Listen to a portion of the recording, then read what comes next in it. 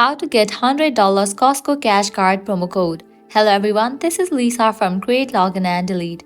Now let's get started. Launch your preferred browser. Now type in Costco promo code and search for it. With that, different website links will appear. This website will provide you great deals and offers. So go ahead and open any of the website. For instance, I will be opening Time Magazine. Once you open it, you will land to this kind of page where you can find great deals and offers. You can just scroll down and go through these deals. If you're interested in any of the deal, click on the option of Show Coupon. So here's the coupon code. Now you can copy it.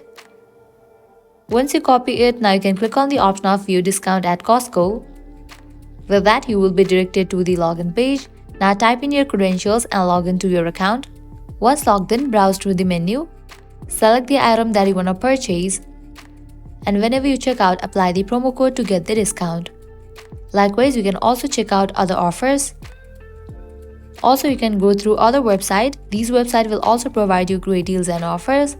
Well, that's all for this video. This is how you can get up to $100 Costco Cash Card promo code.